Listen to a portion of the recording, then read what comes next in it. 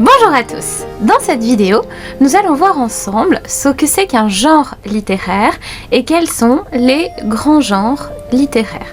Cela correspond à la fiche T8 de votre boîte à outils, fiche T8 qui ressemble à cela et qui a plusieurs pages, qui est étendue, vous voyez, sur 4 pages.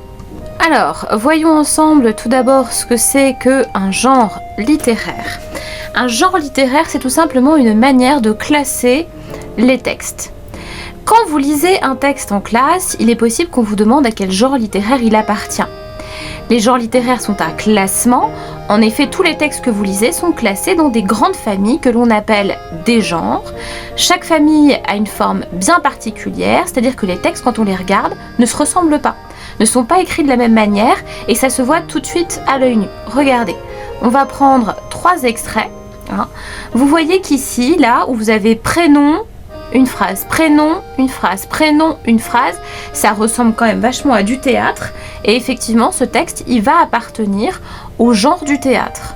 Là, ici, vous voyez que ça ressemble à un roman qu'on aurait ouvert et on aurait pris cette photo, voilà, de page 406 et 407. Et effectivement, ce texte va appartenir à ce qu'on appelle le genre narratif, dont fait partie le roman. Et là, vous voyez ce texte, vous voyez qu'on va à la ligne à chaque fois, qu'il y a une majuscule en début de chaque ligne et que parfois, là, on dirait qu'il y a des paragraphes. Ça ressemble quand même beaucoup à un poème et c'est normal, ce texte appartient au genre littéraire du poème. Alors, il faut savoir qu'il existe 4 grands genres. Le genre narratif, c'est celui du milieu. Le genre théâtral, c'est celui de gauche. Le genre poétique, c'est celui de droite. Il en manque un 4e que vous ne verrez qu'en 3e. Et puis ensuite, au lycée, il s'agit du genre argumentatif. Dernière chose à savoir, il faut savoir qu'à l'intérieur de chaque grand genre, il existe des sous-genres, des sous-catégories dans vos grandes catégories. Alors, on va voir ça. Vous voyez que le genre narratif, qu'est-ce que c'est ? Alors, narratif, encore une fois, ça vient de narro, il faut le savoir, vous le rencontrez plein de fois ce mot en français qui veut dire raconter. Donc le genre narratif, c'est des textes qui racontent des histoires réelles ou imaginaires avec un narrateur qui nous raconte cette histoire. Alors, il y a pas mal de sous-genres narratifs, je vous ai mis les principaux, il en existe d'autres. Vous avez le roman, donc c'est une longue histoire avec plein de personnages et en général il est écrit en prose, c'est-à-dire l'inverse de la poésie, ça ne rime pas dans un roman. Voilà. En prose, ça veut dire quand ça ne rime pas. Vous avez aussi la nouvelle que vous avez vu ou que vous verrez en 4e. La nouvelle, c'est la même chose qu'un roman, mais en plus court. Du coup, il y a forcément moins de personnages parce qu'on a moins de place. Le conte de fées, par exemple, que vous avez vu ou que vous voyez en 6e. Et puis, en 3e et en seconde, vous verrez ce qu'on appelle aussi le conte philosophique. Le conte, c'est une histoire en prose, c'est-à-dire qui rime pas, qui est très courte avec du coup peu de personnages. Mais la différence avec la nouvelle, c'est qu'il y a souvent des éléments merveilleux, c'est-à-dire des éléments magiques avec des personnages qui ne s'étonnent pas parce qu'ils vivent dans un monde où la magie est possible. Et puis vous avez toujours un cadre spatio-temporel très imprécis, ça se passe il y a fort longtemps dans un pays fort lointain. Voilà. Vous avez aussi tout ce qu'on appelle le roman épistolaire, c'est tout simplement un roman qui est constitué uniquement de lettres que s'enverraient les personnages entre eux. Voilà pour le genre narratif. Voyons à présent les principaux sous-genres du genre théâtral. Vous avez la comédie d'un côté et l'inverse, c'est la tragédie. Alors la comédie, c'est censé faire rire, déjà. Bon, en tout cas ça finit bien. Et les personnages d'une comédie, c'est jamais des princes, c'est jamais des comtes, c'est jamais des ducs, c'est jamais des nobles. C'est toujours soit des domestiques, des serviteurs, soit des bourgeois, c'est-à-dire des gens qui sont plutôt riches, mais qui sont pas nobles, qui sont pas comtes, qui n'ont pas de château, qui sont pas ducs, qui sont pas princes. La tragédie, c'est tout l'inverse. La comédie, ça finissait bien, la tragédie, ça finit mal. Puis en général, c'est immonde, c'est dégueulasse, ça finit dans un bain de sang, bref. Dans la comédie, c'est des personnages pas nobles. Dans la tragédie, ce ne sont que des personnages nobles. Donc des comtes, des princes, des rois, des reines, des ducs, des duchesses. Mais il en existe d'autres, hein. Ceux-ci sont les principaux sous-genres. Voyons à présent le genre poétique et les deux principaux sous-genres poétiques. Alors ce qu'il faut savoir que le genre poétique, c'est que à la base, c'est un texte qui est fait uniquement pour être lu à haute voix. Du coup, il faut que ça sonne joli à l'oreille. Donc la recherche de belles sonorités, c'est important quand on écrit de la poésie. C'est pour ça que les textes poétiques, en général, ils sont écrits en vers qui riment, hein, et qu'ils obéissent à des règles très particulières. Alors dans les principaux sous-genres poétiques, vous avez l'épopée, vue notamment en 6e. Par exemple l'épopée de Ulysse, hein, et de son Odyssée, l'épopée aussi de Achille et de Hector dans l'Iliade. Alors l'épopée, ce sont des poèmes qui sont très très longs. Je parle de plusieurs centaines de pages, de plusieurs milliers de vers, parfois 20 000 vers, hein, ça fait quand même hyper long. Et ça raconte toujours les exploits guerriers d'un héros, d'un peuple. Donc ça se bat, et puis les héros sont hyper forts, hyper beaux, hyper stylés. On pourrait absolument pas faire ça dans la vraie vie, mais c'est pas grave parce que c'est une épopée.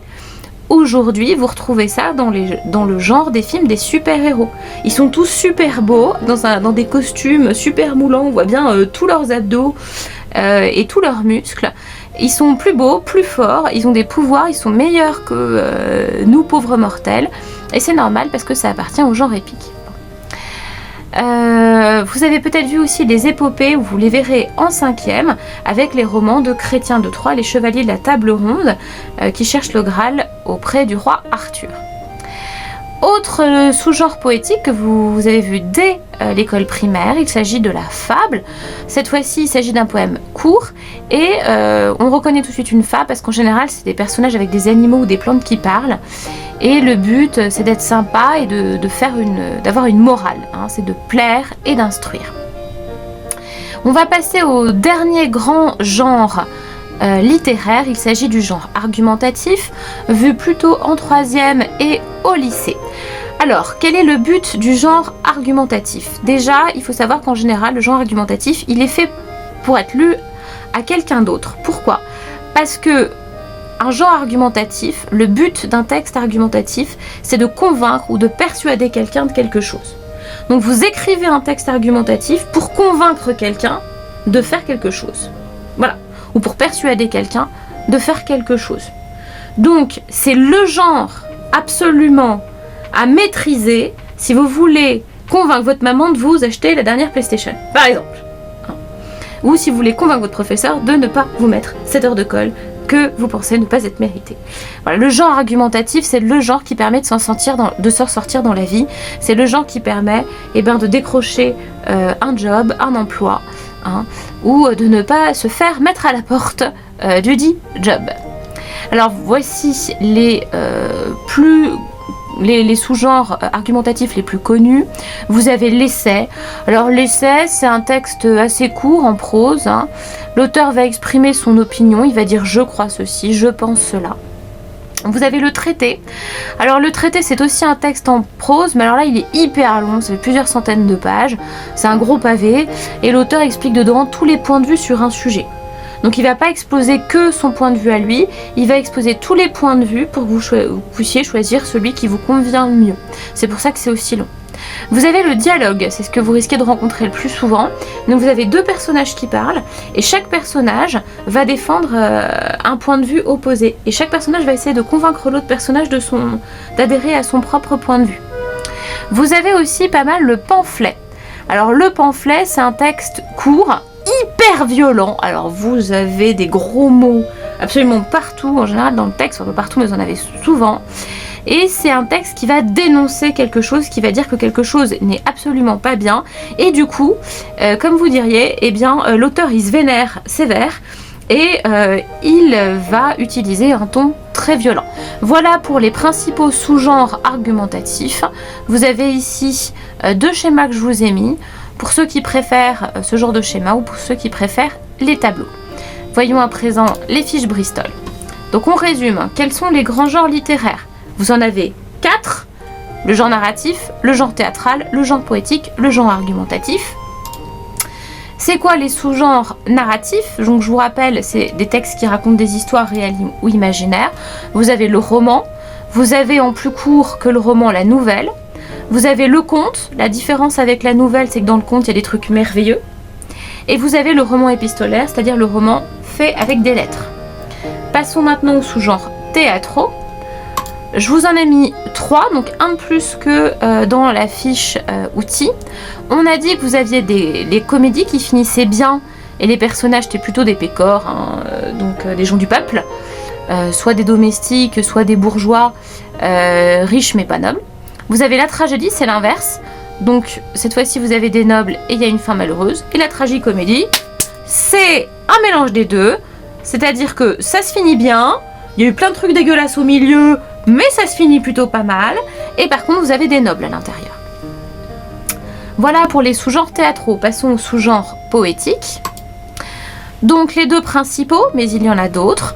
Vous avez l'épopée, donc c'est toujours un très long poème, plusieurs centaines de pages, plusieurs milliers de vers.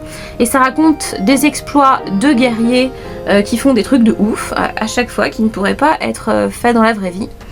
Et puis vous avez la fable, donc des poèmes courts avec des animaux et surtout avec une morale. Vous connaissez bien en général les fables de Jean de La Fontaine. Maintenant, quels sont les sous-genres argumentatifs? Vous avez l'essai, donc l'auteur écrit ses pensées sur un sujet, il va dire je pense ceci, je pense cela. Vous avez le dialogue, donc deux personnages qui défendent chacun leur point de vue. Vous avez le pamphlet, c'est un petit texte court violent qui va dénoncer quelque chose. Et vous avez le traité, le super long pavé, où l'auteur va expliquer tous les points de vue possibles sur un sujet. Encore une fois, ce ne sont que les sous-genres principaux, vous en verrez peut-être d'autres au cours de votre scolarité. Voilà pour les différents genres littéraires.